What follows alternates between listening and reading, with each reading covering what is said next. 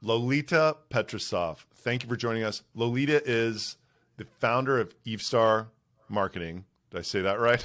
Yes, Vista Global. Yeah. And was the co-founder of JetSmarter, of which I was a customer.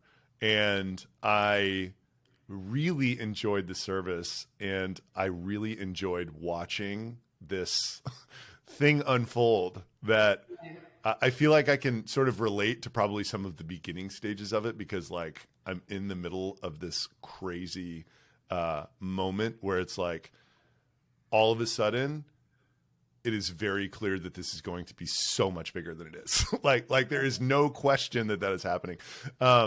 And I know that you lived it and you were playing as big as you could possibly play. Yeah. And then there was this moment at which it's like, oh shit, which I want to get into also. Right. And you had to make changes that like you knew the customers were going to hate, and you had to live through them. And then you ended up selling the business, and your husband apparently still works there. So like it wasn't a Right. disaster. So yeah. But first, I love the immigrant woman founder story. Half my leadership team's women. Yeah. So can you tell us, how did you get here? Childhood, and do you Yeah. attribute how you got here to the fact that you're a founder? No, of course it did. Well, first of all, thank you so much for having me. It's pretty incredible, right? That, JetSmarter got sold in 2018, right? And I got into your studio not even knowing that you're a customer, but this is like the story of my life, right? I will get on a call and people are like, oh my God, JetSmarter founder, I used to be your customer. You like, I can't even explain to you the extent of that happening still on a daily basis. And usually like right now, I don't really talk much about it because Evestar is doing really well. And I, get prepared to come in to talk about Easter, but JetSmarter, yeah, it's been, I would call it today, it was a cultural phenomena, right, as the Yeah. company. To get to the question of like my childhood, I was born in Uzbekistan. I don't know whether most of the people even know where it's located, right? It's the Soviet Union, country. Middle class family. My father was a lawyer, mom a teacher. I was actually playing tennis. So I started playing tennis at the age of 7. Realized that I have this incredible talent, right? So my parents started, investing a lot of money in my tennis. And at about 13, right, there was a dream that if you want to continue playing tennis and turn pro, you got to come to Florida, Nick Bollettieri Academy, right, IMG Academy. So my family actually applied for a green card, right, dreaming about my professional career already. I was already like about 11 years old, and my father wins a green card in Uzbekistan, right? It was just like the chance. We played, we won, and it's like, what do we do, and this is how we ended up. It happened very quick. And, was a ticket to Bradenton, which is, I don't know if you ever been to Bradenton. No. It was very small. It's like a village in Florida, and the only thing that they had was this Bollettieri Academy, right? Yeah. It was right. It wasn't. We immigrated in 2000. I was 13 years old, and yeah, I remember it was just before IMG bought Nick Bollettieri Academy. So I come in, no English. All I know is how to play tennis. My family all in on my tennis career. I turned pro at the age of 14.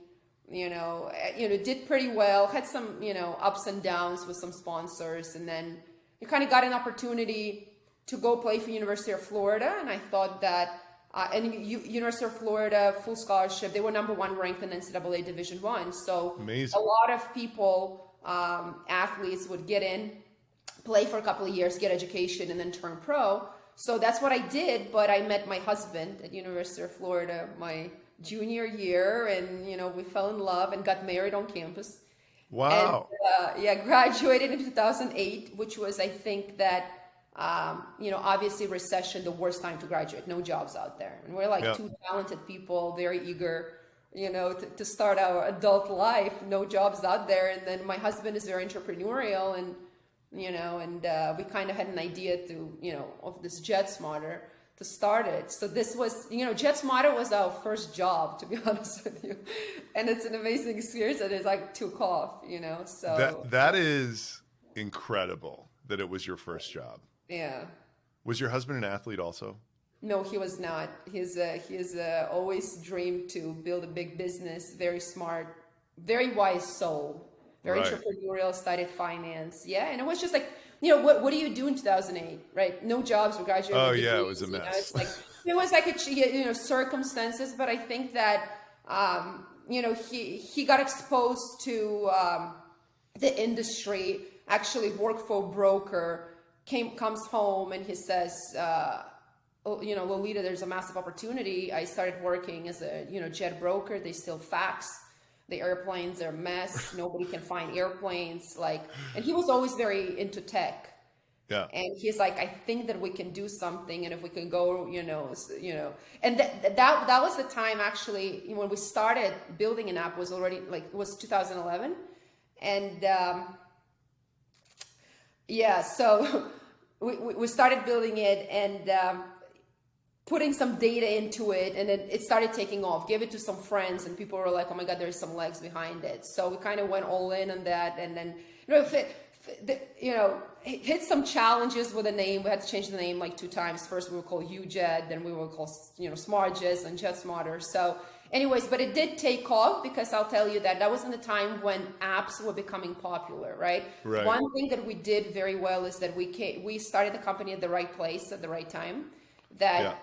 We were the first app for private jets, and we were the first in this company that tried to digitize the industry, right? Right. So we came in as the leader, and we ran into this whole space and kind of claimed it that it's ours. I think that's what happened because we understood the power of technology, right? And that industry just was very archaic. So. And I know that there's other companies right now saying that they digitized it or not, but we were actually the first ones. Yeah. Everybody's going to say that, but right. So I'm sure a lot of people have no idea what JetSmarter is or was. I think a really good, you saying it was a cultural phenomenon, I think really captures it well. By the way, I worked for Lehman Brothers. So 2008 resonates very deeply with me. I can't imagine graduating at that time. But I had these Wall Street friends and hedge fund guys and whatever else. And some of my very rich friends were using it, and I just assumed that it was inaccessible to me. And then, because they were almost using it as this status symbol. Oh, let's go to, it was you'd be sitting at a dinner table and then a guy would whip out his phone and it'd be like, do you guys want to go to Vegas tomorrow morning? We can go on a PJ. Right. And it's yeah, actually, that sounds amazing. And then I remember when I found out it was only a couple $1,000s a month and I could fly for free from New York to Miami or Chicago. And it was at a time where I was single and traveling a lot. And it was this feeling that I got of wow, I can actually fly private too. And I understand in the status that I got, it's it became part of my identity, Exactly. It was, you were delivered. And I mean, I think that in terms of creating, say what you want about the business model, the arc or whatever. But by the way, so how much money did you guys raise? $1 billion or something? No. It was valuation, right? Oh, okay. I thought for some reason I thought you got $1 billion from the Saudis or something. Close to 200. Yeah, 200. Okay. Million. Yeah. And so let me explain to you what JetSmart, right? So we started this digital brokerage, and I remember at that time that we had some seed funding, and my husband is brilliant. He's a marketer. Okay, he goes. All right, so we learned how to get the airplane data into the app, and people could go search for their airplane. It was all charter, right? But the charter, as you know, is for wealthy people, ultra wealthy people that can afford to drop $30K on a flight, right, to New York. Right. So we go to this big vendor, okay, this big operator, right? Operators who operates in airplanes, and we go to them, and airplanes are very inefficient with the way that they fly, right? There is somebody that charters an airplane, let's say that you come in as a customer, you need to fly from New York to Miami, but the airplane is positioned in Philadelphia. So they're going to fly Philadelphia to New York to pick you up, and then you hop on an airplane and you go New York to Miami. So We go to this operator and we go, we have this technology and you have a lot of waste, you have a lot of empty legs, okay, that you don't get paid for. And we're going to buy all of your trash. We're going to buy all of these empty legs right now. So they looked at us and they're like, who are these kids? What are you talking about? Why would you want to do this? You know, there was a lot of weird questions like, why do you need it? We're like, listen, we're willing to pay for these empty legs, right? Because they're flying empty anyway, right? Yeah. So we do the deal with them. We buy these empty legs. We get them into our technology. We understand how the airplanes move. And then at that point, you know, we created a membership model and we allowed people that, you know, just like you, that probably have never flown, you know, on a private jet when it chartered, right, to give you an opportunity to make it more accessible to go and experience the flying, right? So this concept absolutely took off and it went viral because all of the friends told their friends and etc. At that point also we were attracting a lot of attention because nobody has done that before, right? So, you know, in terms of the fundraising, everybody was willing to, you know, fund us and yes, and then we started looking at the data and we started evolving, right? What we're known for the most right now is that we actually created the, you know, we call it shuttle flights, to where it's private jet flying, but you sell it by seat. So I loved that. Model, and that model was the first one that we actually brought together. Our first route was New York to Miami.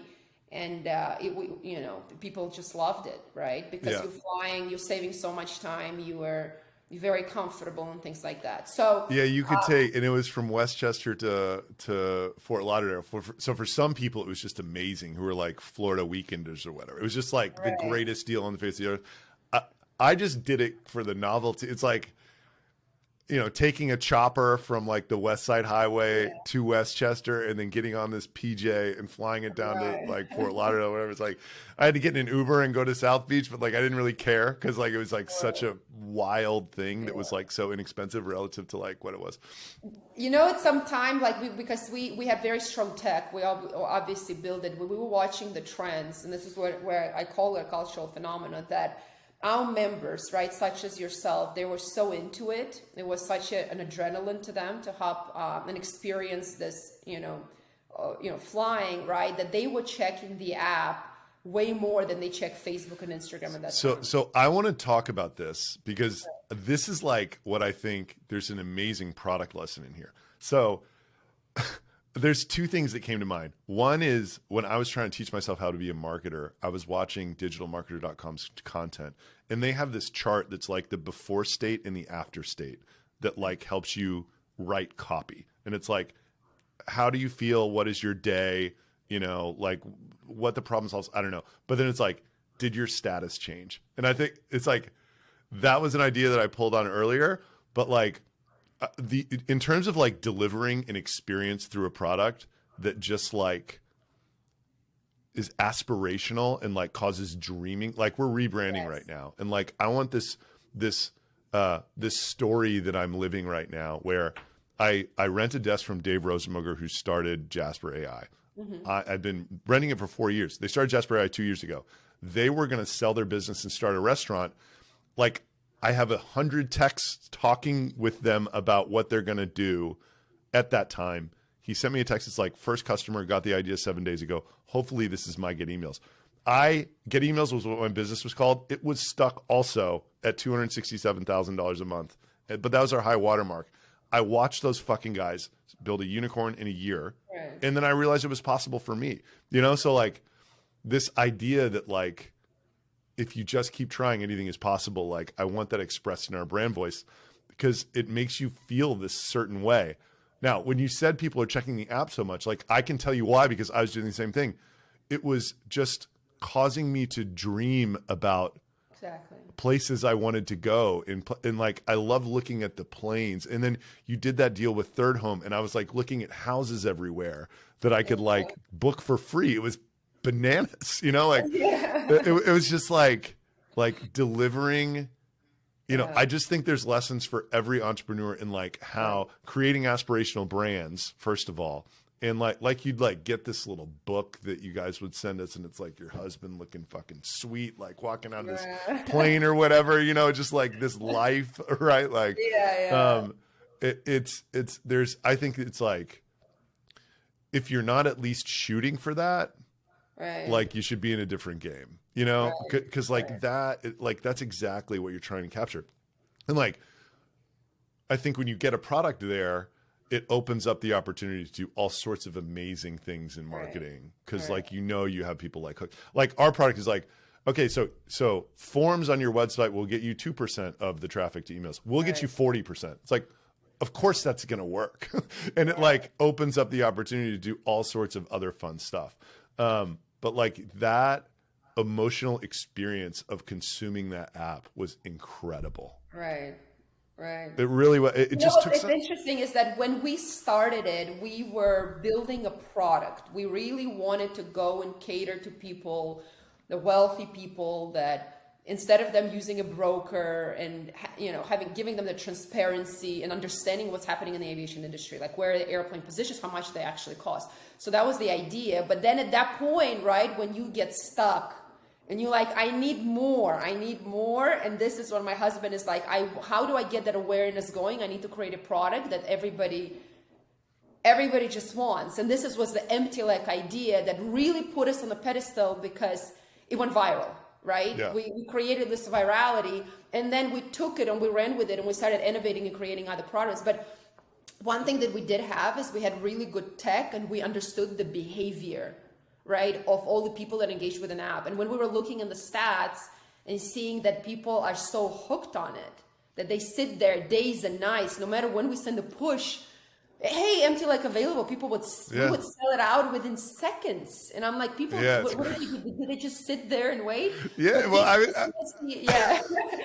It was just hitting people like me. Like I wasn't working that much at the time. I didn't have a girlfriend even. I was just like looking for stuff to do anywhere. Right, and like this was this incredible vehicle to just like get me to another world, you know, whether it was literally just looking at the planes and the flights that were available and imagining being on them, or actually booking something. Another thing that's so fun also to hear, that what we realized down the road is that we didn't create an aviation product. We created like a social network in the sky, because people then would call and say, I want to join because I want to meet entrepreneurs that have that free time, that travel. So we started realizing that people are doing deals in the airplanes, like big deals, like entrepreneurs sitting there. But the Wi-Fi is glitchy, right, in the airplane. Like now it's better. So you have nothing else to do than sit across each other, have a drink, and socialize. So they would, it like naturally opens you up in the environment, and everybody talks about the businesses, and they would really build businesses like in the airplanes. And then I would hear these stories and I'm like, wow, right? This is what we actually created. We created this amazing network, right? And so it's very interesting. So back to the moment where you're like, holy shit, this is going to get a lot bigger. Like, what metrics were indicating that? Like, first of all, it was the stickiness and the growth. We were growing like a weed. But remember, like, what is a weed? Is that like, is it like 100% a month? Like, what is it? What's a weed? Like, what does that even mean? Yeah, I mean, listen, we from the founding to an exit, it was a 5-year ride for us, right? So yeah, we were at some point growing 100%, month over month, until obviously when you hit and then you kind of slow down. But at that initial phase when we were, raising money, we were, plus we were in the period of these high growth tech companies as well, right? The WeWork, the Uber. So we rode on the wave because we kind of got into our private aviation segment and we run with it. We were, one of the first ones. So, yes, the growth, this is what people wanted at that phase. And there's lots of movies that are made right now, and the companies, and, grow at all costs. Lots of also mistakes learned along the way. But yes, we were, the customers were very loyal, right? We were innovating, we were learning, and we were growing. But I do know that, what we learned, it was funny, is that I've spoken to, I think at this point, thousands of members probably throughout my, in the last decade, that they would, express it and they say the product was still so sticky, it was like a drug. Oh, yeah. I mean, this is like what I'm describing of my experience with it. Right. You fly one time, you hook, you never want to go, fly commercial, because the commercial flying is just so awful, right? Especially in the United States. It's just so bad to where people would go and they're like, I'm going to go and start businesses so I can afford this because I'm never going back, right? So we actually created lots of, you know, we inspired a lot of young entrepreneurs as well that pushed them, you know, to work hard because they experience this life. Yeah. So were there, so like, let's talk about like the pivot. It from the out. I'm just telling you what I experienced from the outside. It was an era when venture capital was funding unprofitable business models. Right. You looked at this thing and you're like, this is too good to be true. Then there was this day of reckoning that occurred where it's like, okay, my shuttle flight from New York to Chicago, which was free and I was doing all the time, is now like $600. And like, then it became, well, it's just not efficient anymore, or something like that, right? It's not like I maybe did a couple more and then it sort of fizzled out. And then like I turned around and it was like sold, you know, 2 months later or whatever. So the interpretation was, well, that was a flame out. But like, so like it had to have been euphoria on the way up. Just like, I can't even believe, because like that's kind of what I'm experiencing. It's like, I can't believe that no one has a single bad thing to say about this. And they just tell their friends, and it's like ripping through the Shopify Plus ecosystem, right? Like this is just a dream. Right. And then what happened to where you're like, we have to change the pricing of this? Like what was the, like, what led up to that? So we were going through the hyper growth, right? Mistake that we did is we overexpanded. And this is one of the things that I talk about a lot today. And, you know, I'm in e-commerce right now. I deal with all, you know, types of entrepreneurs that, let's say that like, I spoke, like I have a cosmetics brand right now and she comes to me, she's like, I'm going to expand and I'm going to start introducing apparel in my cosmetics brand. Why would you want to do that, right? Mm-hmm. So we overexpanded because we were chasing this hyper growth, right? And there were certain routes that were not filling up, right? Because everybody kind of, the scheduled flights, shared scheduled flights, they overshadow the empty legs. Nobody wanted the empty legs anymore because on empty legs, you don't, you know, it's like there's you're just sort of. So that thing came on, but we had to, you know, get an airplane, prepay for it, and we were banking on that to fill up. And there's certain routes that were not filling up, and it was caused by us overexpanding. We overexpanded. We started flying coast to coast. You know, Europe, Middle East, it was all over the place. Yeah, you added an Aspen flight at one point. I was going to Aspen all the time at the time. Right. It was too fast, right? And then sometime when the growth started slowing down, right, we needed to make sure that we started paying attention to things such as unit economics, right? There's something that we learned. So you were, just to be clear, like that was like, it was like, we're growing so fast, like we're not even paying attention to unit economics. Like this is just amazing. Right, because we were growing, but at some point, and every business kind of plateaus, right? Yeah. And this is and by the way, like I have no idea what our customer acquisition cost is. I just know that it's so far better than any business I've ever seen before. I'm not even bothered to calculate it yet. I'm like, let's wait until the channels prove out. And then, so it's like, I get why you would. Right. It doesn't matter when you're growing at like 50% a month. Or you're not looking at it. You're looking at it. How many members can we acquire? How many? And we did, right? And then the influencers came. We were the first ones to create the viral influencer campaign. So we kind of conquered everybody, but then it's sometimes you mature, and also the investors that come in, they're mature, right? At the round C, you have private equity that comes in, it changes the dynamic. And that's where, you know, that's what happened is they come in, they look at it and they invest in the company. They need to exit in 3 to 5 years, and they are unemotional about it. And they, you know, they want you to start, you know, not growing at price at all costs, right? But actually, you know, start getting more profitable. So that's what happens, right? So the more mature investors that come in, they say, okay, how do we get to profitability? And you have to figure it out, right? With all these customers, with all these airplanes and routes. But I think that if we would have, you know, the learnings that I've had, if we would have but we were young too, right? And we were in the era of grow, and everybody's growing, and Uber's growing, and WeWork growing. You know what I mean? So pay attention to your unit economics.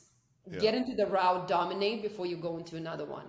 Right. We knew like New York, Miami to us was super profitable. We dominated it. At some point we would fly 10 times per day. It would always fill up. Right.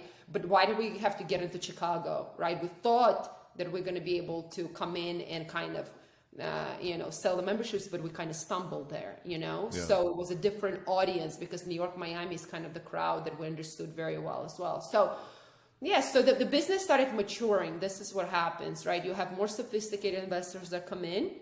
And they look at the things and they say, and you start pivoting and changing the model, and it happens.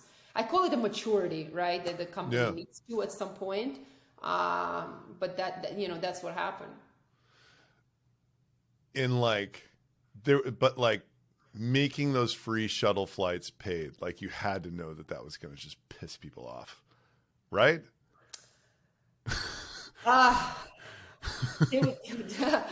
I mean, but for you, it may have just, I don't know. I'm going to let you talk. No. But you do remember that we have restrictions too. We had these tokens that people were chasing, that we would not allow them to book unlimited. The tokens would restrict you into how many you would want to book. So then people were like, why do you have the tokens? Because they would get so into it. Right. They're like, we want unlimited all you can eat. And this is at some point where like, you can't do that because there's other members as well. So it's like maneuvering the supply and demand, right? And then trying to, eventually. So what we're trying to do, basically, if you remember, the memberships, we were pretty steep, right? There were like the smart membership we had at some point, it was $15,000 per year. That allowed to book 2 flights, right, in certain rounds for free. And if you wanted to book a 3rd flight, you had to pay for it. So that was already ingrained in the head that they would, because they can't just book unlimited and take all the inventory. Because then we had other members complaining, saying that, hey, listen, I'm in Zoom meetings or whatever. I'm in meetings all day long, and there's some people that work from home. They book up all the flights. I don't have because we have limit, right? So, trying to please it all kind of. But then what we were trying to do is we were trying to lower the membership fee, right, to where it would, and start charging for the seats to compensate for it. Got it. This is when a lot of members did not kind of notice, because they were like so zoned in into. Yeah. Hey, I mean, that message was lost on me. Like because like, I think what happened was like, I mean, whatever. It's just my experience. Like one of the sales guys sold me on like an extension at some point, and then I don't know. It was just. Right. I just imagined that it was like a treacherous situation to navigate. Yeah, no, it was not easy, right? And we had to deal with, at that point, private equity. We were backed by Clear Lake. They're one of the largest private equity firms right now in the United States. And we had to make some decisions, and we had to make them. Every business makes them. So I resonate with a lot of these founders and their stories, because I've been in those shoes. Listen, we've done it. The company sold very well to Vista Global. It's still doing well. Right now, they renamed it. Actually, my husband was one of the ones who suggested to rename JetSmarter to EXO. Right now, this is what it's called. And it's JetSmarter Technology. And we right now control all of the lift, right? Because we own airplanes. At JetSmarter, we didn't own any airplanes. We were, brokering the airplanes. So, it's doing very well. But lots of members stayed. And by the way, lots of right now, there was some media controversies as well. This is where I also learned to stay humble, stay out of the media side, because the media, they love you, but then they can destroy you very quickly when they choose to, right? Yeah. So this is one of the learnings right now that, that we've had, that whenever you're growing something, pay attention to your unit economics, don't overexpand, and, let the results do the talking, but you kind of, stay out of it, because the media can lift you, but they will destroy you for whatever. And it's a lot of it was exaggeration, not true, falsified information. There was somebody that I remember that video that started running, that there was a member that got drunk on the airplane. Some other member filmed it, sold it to the media. Like, it happens on every flight. It happens on commercial flights every single time. Right. Every single time it happens. Claiming that we aren't safe and this and that. We had the safest protocols. We were the only ones that had our security dogs, that would sniff for, all types of like illegal apps, and cash. And like, we were very, very safe. We spent a lot of money on safety But the whole story turned out that what happens on JetSmarter airplanes, and look at this passenger, was a passenger that had a little too much to drink, right? And then that video, it was like, it was a mess. So I think that at that point, when kind of the narrative changed, lots of fabrication, exaggeration, right? The private equity, the company maturing. Yeah. So that's when, the decisions were, we had a good offer and we decided to sell it, and the company is doing very well. Did the PE involvement, so it's like you got your venture guys at the early stage, the Series C guys show up and they're like, no, this has to be like done way differently. We got to act like adults here or whatever. And then at the same time, there's like a negative media explosion. Did they go out and get the offer and do everything? Like I've been a part of 2 M&A processes, right. But like I didn't have investors in either one of them. So like I was kind of like, right. My side, like, I'm just curious how, when you have these like really big hired gun investors, does that change things? Are they doing all of this? Like, surely they like have connections to buyers and sellers of all these companies, like. Right. Well, yeah, yes, they were leading it, of course, because they came, right. They bought most of the company already. They had the control of the company, right? And when they have control of the company, they have experience, they have relationships, they understand what it's like. As I said, that they look at it strictly from the, doing the right things to the shareholders. Mm-hmm. They're the ones who are funding the business. The business needs to mature. So they're professional. They're very unemotional to the noise that happens outside. So that noise that was going on, they know what they got to do. And, but it was a collective effort. We were working with them. They were a great partner to us. And it was a collective, effort. We, agreed, right? My husband That's awesome. Agreed. So, but yeah, it was a roller coaster. And we had to learn a lot about it, not to pay, because that noise gets into your head, right? Well, I mean, I can imagine, especially if it's about you. Right. Into your head. So that's at some point where you're like up and down and you reach that peak, and then people start, no matter what you do, it's like you're wrong. But listen, the business, we were trying to find the right business model. It was time for us to find the right business model. It was time, right? So we had to go make changes. We didn't do anything that was wrong. It's just lots of members, given how emotional they were to the product. Right. Emotional. It created a lot of noise. And like I would hear like conversation, the members would call me and they go, well, what do you mean? Like, what do you mean? Like, I have to buy commercial now? And I'm like, well, yeah, I guess so, right? I feel sorry, but and it's but I don't want to. Like, what do you mean? Like, I gotta go sit over there and coach, and I'm like, the membership expired. You had to renew every single year, but that's the way it is. But these emotions, how people were so into it, created, a lot of unnecessary. I still think it's what you should be shooting for. It's like, again, if like it's illuminating what's possible in a product to me, right? Like I was hooked on it, and like everybody, you were not the only one. Now that you're pointing this out, like the reason that I was so pissed off about when everything changed is because it's like it got taken away from me. Like yes, I couldn't afford. That's how they felt. They took it very personal. Yeah. Because they already kind of dreamed and they felt it, and they didn't want to go back, and some could not afford it at that point, and they took it very personal. Like JetSmarter did this to me. Like what do I do, right? And it was hundreds of those situations like that. Yeah. Right. Yeah. And they would go and they would call and they would start making videos, falsify lots of information. So that was all happening kind of at the same time. But listen, great learnings. I think that, the company, listen, nothing happened. I remember the media, we're going to go bankrupt, this and that. No, right. It's still there. EXO's doing very well. Vista Global is very happy. See, that's probably why I thought that it was like, a disaster, because that was what it was like. That happened, and then I was one of these people who took it personally, and then the media was just pouncing on it. The media took it tonight. What's also interesting, something that we could, this cultural phenomenon aspect of it, right?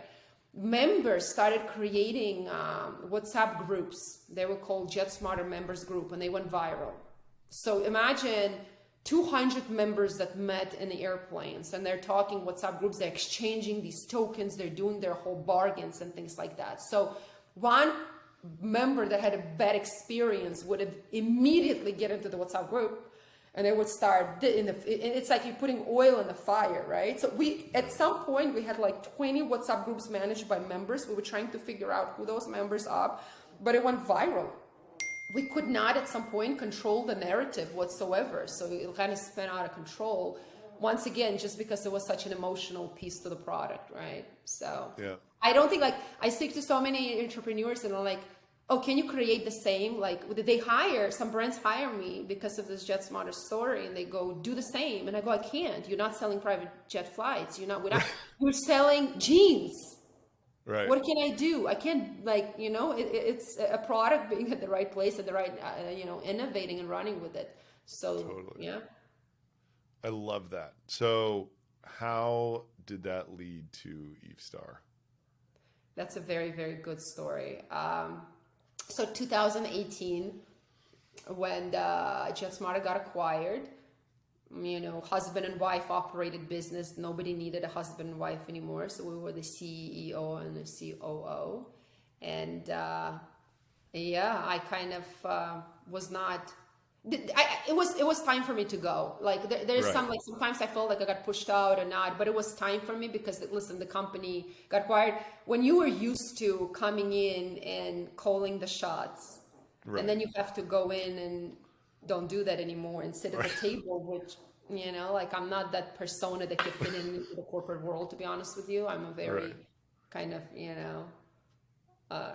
different persona. I don't belong in the corporate world. So I decided to leave, and when I was leaving, a couple of my team members said, "Where are you going?" And they were from marketing because they were, reporting to me. And I go, I don't know. I'm gonna retire. I think I need a minute. I need a minute because all of this roller coaster, like I need to think about it. And they go, "Well, we're gonna go with you."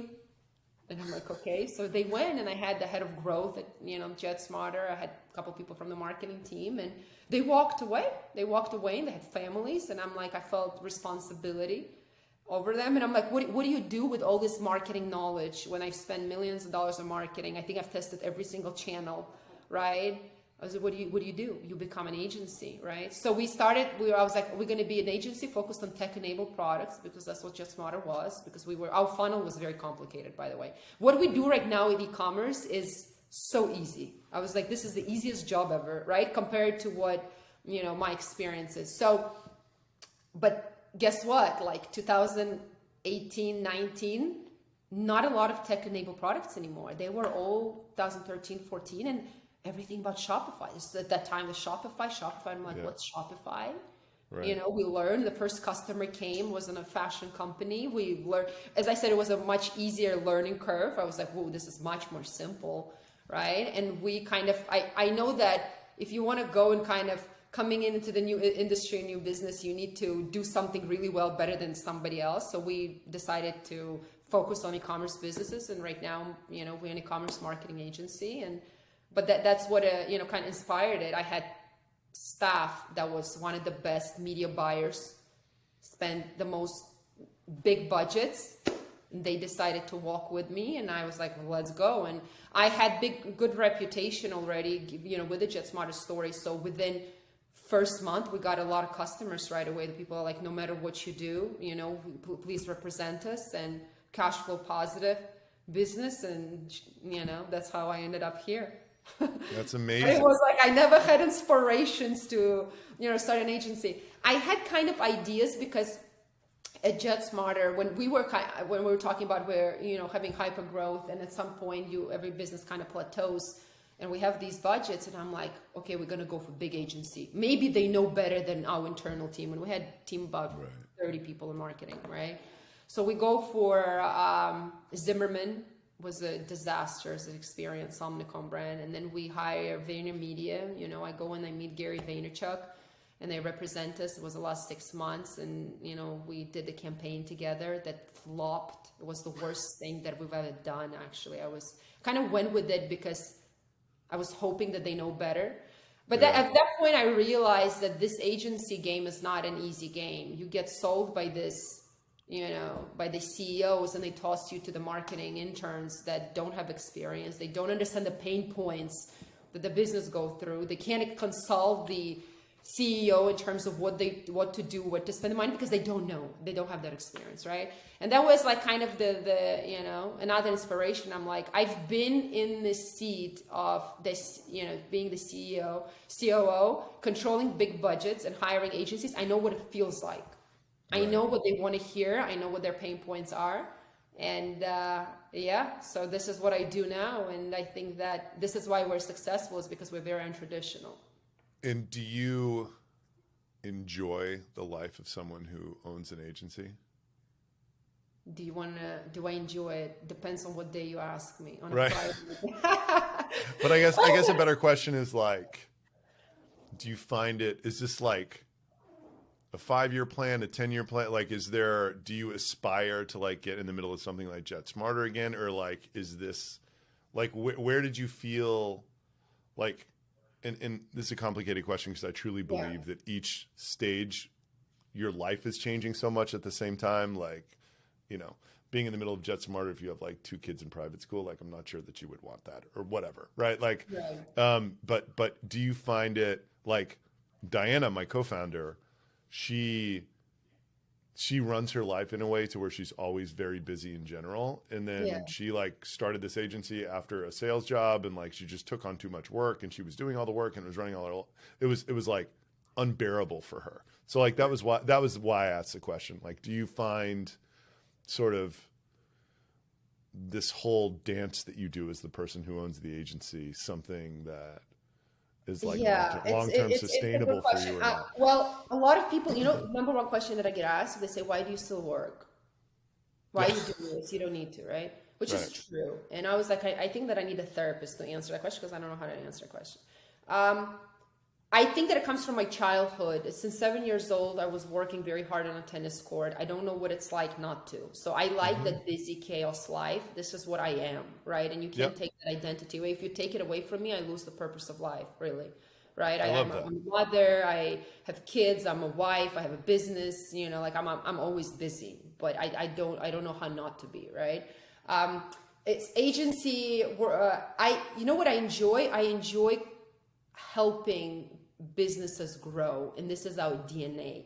I am not an easy agency to work with. When they hire us, I tell them, I am not going to listen to your ideas. You're going to listen to mine, right? This is what we're more like, we are not price cheap, right? But I say that if I take you, I guarantee you success, but you need to listen. But I'm not going to be one of those where you call in and tell me how to set up my campaign, ask me why I set up this tool, retention.com. I love your tool. I am a huge believer in it. I force everybody to get it, that I believe that will benefit from it, because it's going to help me deliver better results for them, because you think in e-commerce, you're as good as your customer list, right? So that DNA, right, of kind of being an untraditional agency and helping them grow. But in order for me to say that I guarantee, I need to run it. They need to turn over the key. Right? So my initial conversation with the brands, the ones that do it, they stay with me for a long time and I scale. And this is what makes me happy, because can I do it over and over and over again and help? And this is what I enjoy doing. It's not as much as like, the agency does very well, very profitable, right? We have a profitable model. I learned that from the JetSmarter, right? But is it, what gets me high and what gets me excited is, seeing the baby brand going from 500K in revenue to 12 in a matter of 18 months. And I have these case studies, right? But guess what? The best ones are the ones that listen. Because I tell them, listen, if you want to come and present an idea, probably tried it. And I had an expensive lesson of failing a lot of things in marketing, right? I know, right? Please trust that I know, right? And that's the kind of the DNA of Evestar that we have, that I can relate to these people, and my driver is helping them. And now the driver is I have a very good team, and they deserve to grow, and they deserve to eventually run the agency. They deserve it. They've been with me since JetSmarter age. They at some point, I think that I would just step away and they will run it, because they're better than me. They are they're more passionate, right? So I think that that's the thing, and then I'll probably move on to the next thing. I think that that's like so energizing. It's, my last business was not growing. Yeah. And it was just, there was just stasis everywhere. And like, I still work with a lot of the same people, but like, we have brought these people around us who are so incredible. And like, I just get so much energy from even thinking about it. I'm like, oh my God, these people get up every day and they choose to work on this. Like, I can't fucking believe it. Like, this is so, like, to be in a call with someone who's just so, bright and like it's amazing. I love that part of it too. Well, I mean, I think that's kind of all, that was amazing. The whole thing. So I wrap it up with these two things. Like, if you could write one message on a billboard, what would it be for everybody to see? Okay, one message on a billboard. Yeah. Or something that's the essence of like a lesson that you think you've learned that everybody can. You know what I mean? Like, you know what? You have to dream. You have to dream big, but you have to understand that dreaming is not enough. You have to do a lot of work to get there. But you have to have two components. You have to be a dreamer. You have to be crazy a little bit, but you have to be willing to put it all in line and work, because dreaming is not going to just get you there.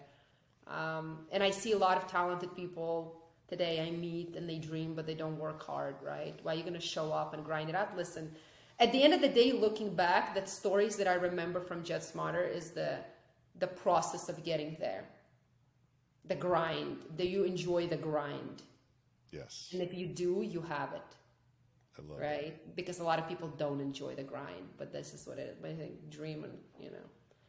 And another thing that I think is important about dreaming and being able to articulate your dream very well is it like lights a fire in people.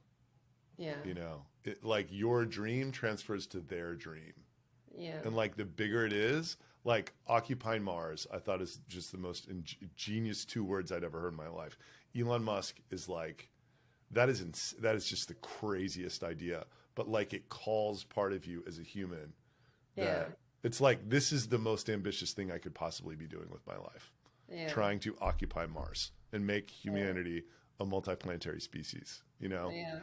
It's a lot of fucking work. I think he'll get us there for sure. Yeah, for sure. But like, he'll get us there.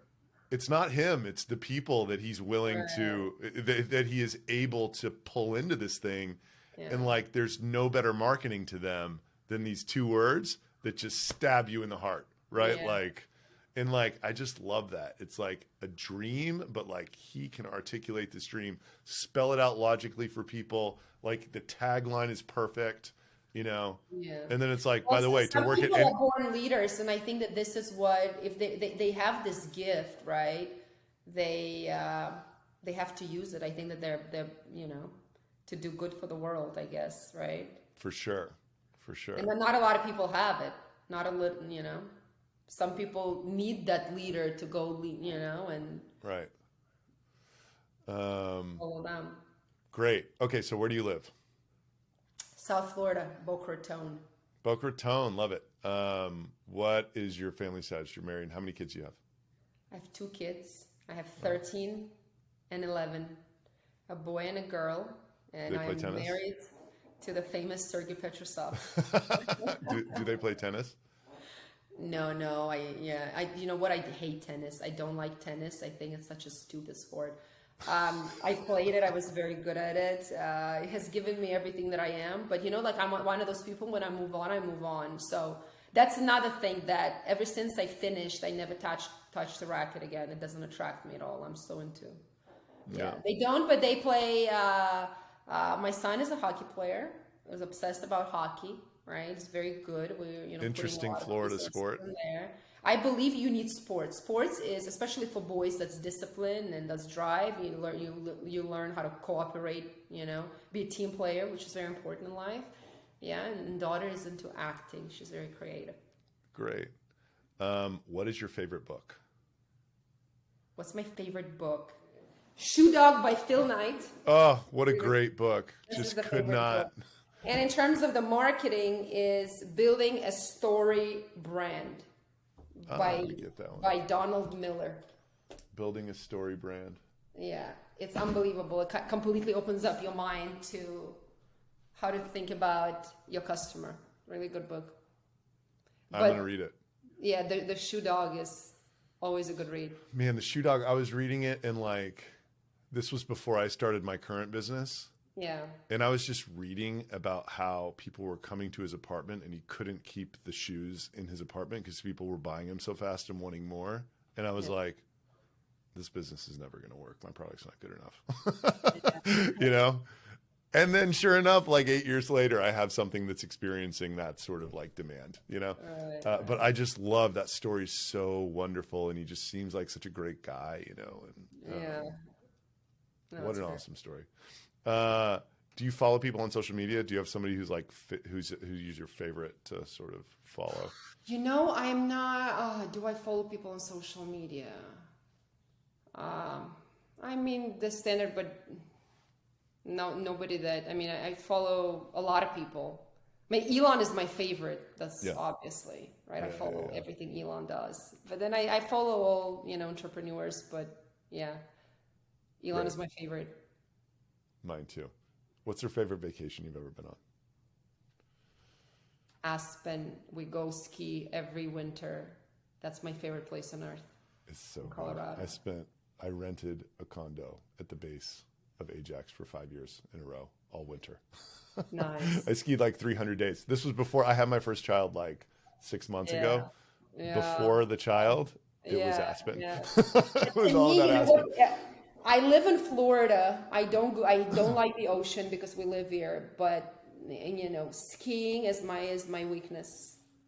Mountain skiing, Colorado. So oh my nice. God. I can go there. It's my favorite vacation. I'll go every single year and I will experience the same, you know, high.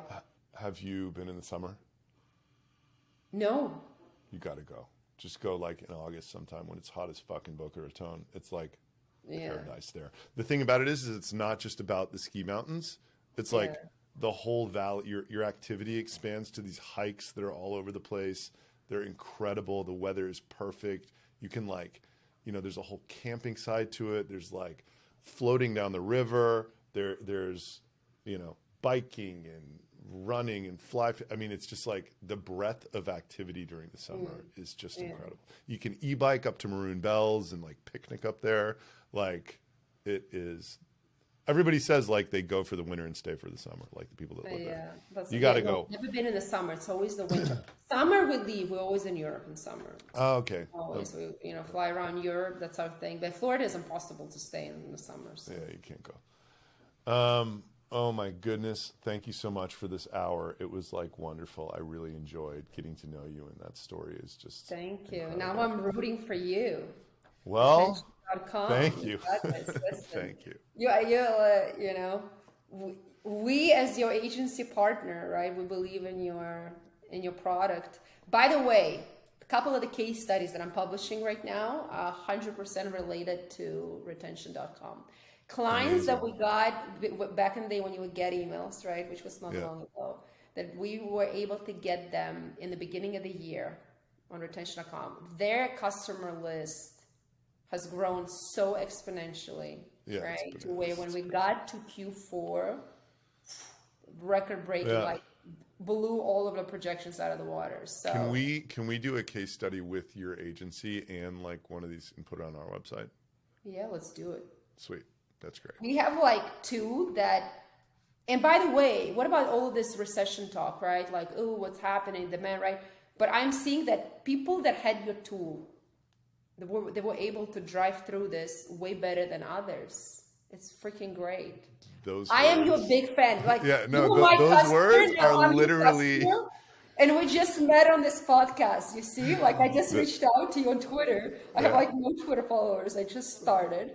Okay, I didn't even know that you were a customer of JetSmarter. It's just. But now I'm your customer, and now I'm, I think that you're gonna do just fine. Just keep grinding it out. Focus on your product. Nobody else does it better than you. Exactly. That's my hope. We have like this 24-month window to just get it. But unlike JetSmarter, I'm really going for it. We were so cash flow positive when we started really gunning it with go to market that like I can't spend the money fast enough. You know what I mean? It's like you spend it and it grows. So like I'm going to hopefully like avoid the pitfall of being like, oh, we have to change everything, you know? No, don't. By the way, remember the learnings. Don't overexpend. Yeah, exactly. So, Well, the thing is like focus on something. the thing is we narrowed our focus dramatically in September. Now we'll only sell to big Shopify stores. You know what I mean? Right. Like it's like I'm increasing focus as we're like putting muscle onto it, which is like Increase the focus and do it better than everybody else. But you have the right now you got a lot of people's attention. Like you got my attention because listen, this case study is a phenomenal case study. It's with a shoe brand and with a fashion brand. By the way, if we didn't have retention.com, they would have had a shitty Q4. I mean, like, these words are unbelievable. Like, can I have that quote? And you bailed us out. Like for me, but that's the thing. Like, but we got them. Once again, it comes from the trust from the customers, the brands that I represent. We came in and said, we need this tool because we anticipate that, you know, paid media becomes more expensive. We need to capture the leads quicker, right? We need to get emails. You were still cold, right? Yeah. And, but the amount of emails that we were able to generate with people not opting in is crazy. They crushed their Q4. We would not do it without you. That makes me so warm and fuzzy inside. Like, it's just amazing. It's like every entrepreneur's dream is to hear those words. You know what I mean? Like to like be the energy that I am putting out in the world is like transformational for people. It is transformational. Like I don't care about the money we're making. You know what I mean? It's like I do to the extent that it affords my super ambitious growth plans, right? Like that's all that I care about. Like that's what matters because now I understand that's what will make it grow even faster, right? Like these ideas can't stay bottled up forever. Like something that is that impactful, like, oh, the reason that they're surviving this recession is this product, like that perpetuates, you know? Thank you so much. No, it's massive. Just, you know, now we, you know, we switched roles. I am a big supporter. Let's go. You know, keep going. Thank you for everything. Thank you so much. So you're starting on Twitter. How can people learn about you? Yeah, I'm starting on Twitter. Let me tell you, right? It's a grind, by the way, right? You got to put so much time into Twitter nowadays. I just started it like a couple weeks ago. I have only 60 followers. I know that I have to pump content, but I'm very busy right now into day to day in the strategy and the growth of clients. So but they can follow me because that's right now my goal is to, you know, put all the learnings out there. Yeah. If you want You were actually my first tweet. Nice. Meaning my first DM on the tweet. I found you and I'm like, oh, retention.com. And you were the first message I ever sent. Amazing. But let us hear. That's funny. So if you want to have a separate chat about I'm creating, I don't know if you know this, a huge amount of founder brand content. And I can I've managed to come up with a system where I'm doing it very efficiently. I'm only spending like 3 or 4 hours a week and it's creating like 35 different pieces of content that it's bananas. I can explain to you how and it's not even, the distribution's not optimized yet, but I'm at least like creating like a daily work in public video, one of these per week. And then from all of that, I have guys that are creating 2 LinkedIn posts, a Twitter thread every day, and then 2 newsletters a week. So it's just like, share the love. I mean, if you, so let's just have let's have another conversation. I'll explain to you why I'm doing what I'm doing, and you can be like, oh, that applies to me or not, right? Like I have a unique sort of situation going on right here. But like, cool.